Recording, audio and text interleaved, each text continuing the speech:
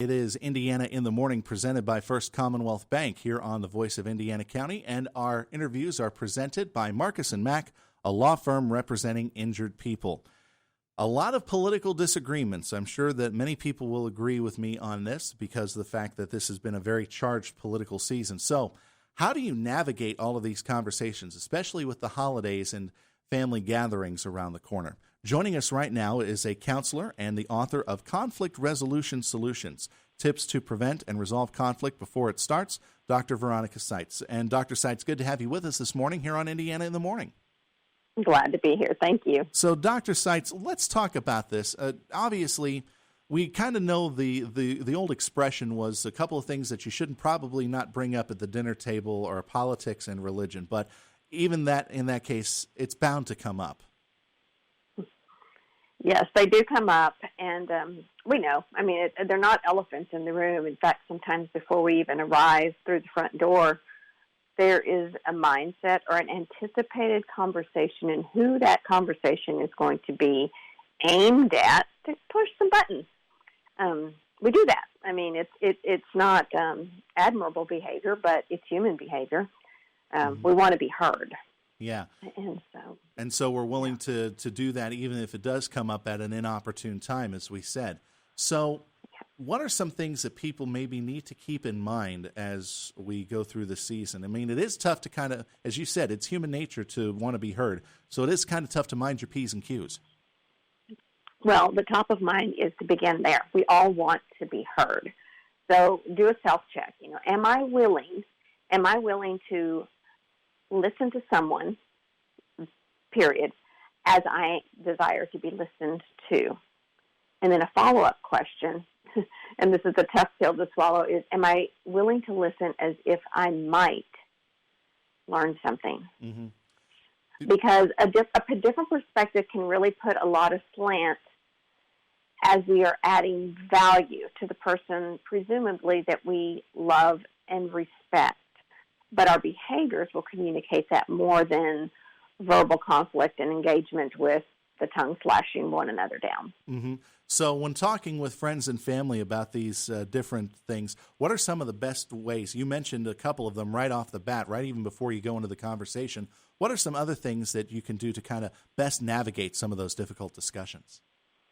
Know the boundaries and declare them. It's very similar to a board game. Like, you know, before we head down this conversation, this path of conversation, here's what I want you to know. I want you to know that you're more important than winning an argument.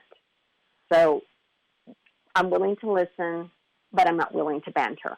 Just set some clear boundaries.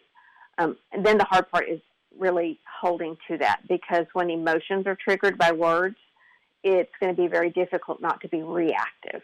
So it's really to plan, to prepare, and then perform towards the outcome that you want. If the outcome is that you want to be able to sit down and not leave the table where you wonder, are you still going to have a good relationship with Uncle John after he walks out the door? That shouldn't be in question. It should be valued as, you know, after all of this is said and done, you know, Uncle John, whether we agree or disagree or agree to disagree, you are more important than winning this argument or conversation. So really talking with them and letting them know that you value them as a person and that you value the relationship that they have in your life.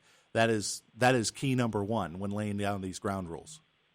It's prioritizing the person, not the problem. The conversation topic is the problem. Right. So now we're in the middle of the conversation, and it seems like we're coming up against either a hard-headed individual or maybe our point isn't getting across. When's the best time to say, let's walk away from this topic? Well, one of the things is really to ask the question. It's not the when to walk away, it's how are we going to walk away. So let's just say Billy over there across the table is really jabbing at Uncle John. Billy, I need to ask you something. What do you hope to gain from continuing this conversation? Mm-hmm. Because now Billy's got to deal with that. And Billy will most likely really think about that. I mean, you're not rudely shutting the conversation down. You're asking a question that begs an answer. Because how he responds, I mean, the question's been asked to the individual. There was a reason that continued.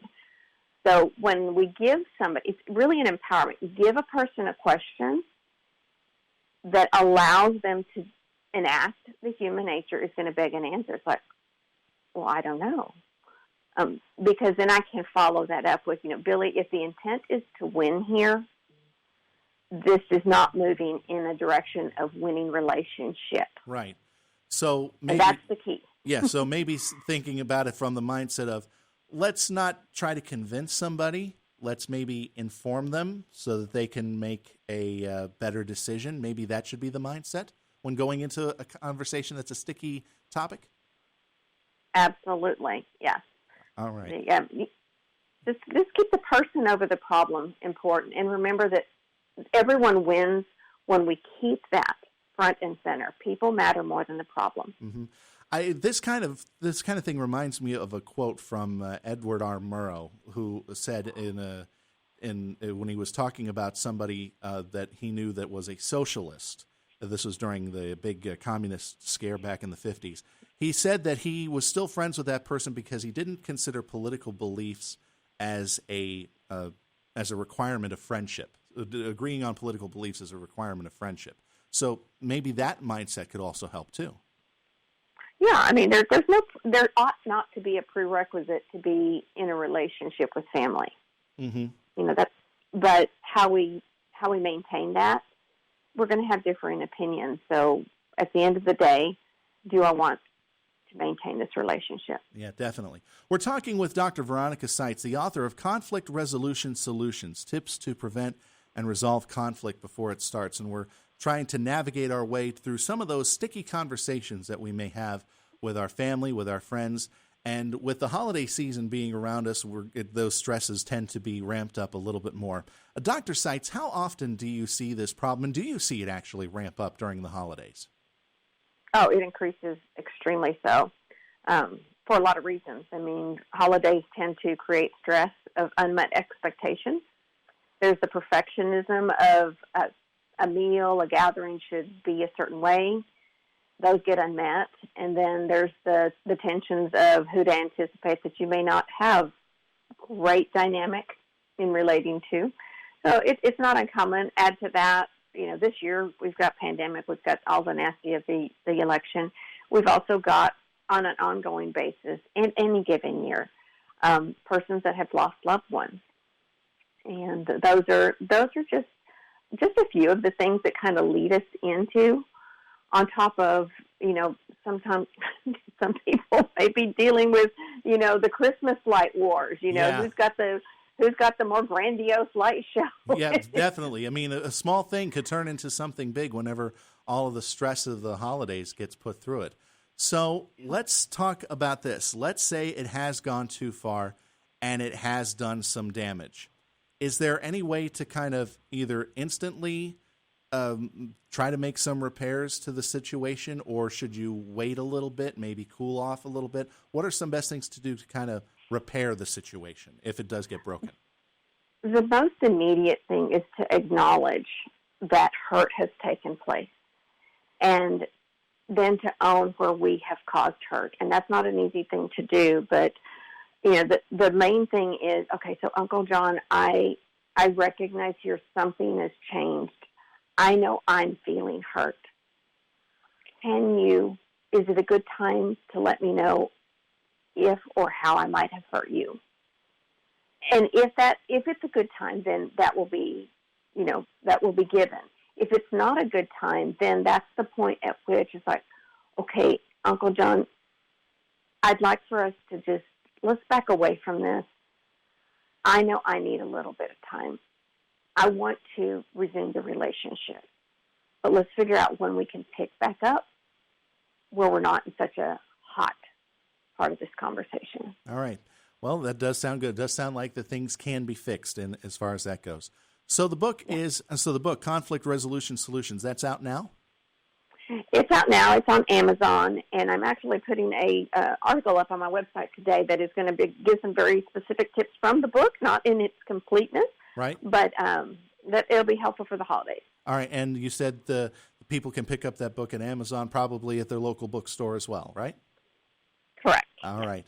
Dr. Sites, thank you very much for joining us here this morning on Indiana in the Morning to talk about this issue that may give people a few less headaches around the holiday season and around family gatherings and gatherings with their friends.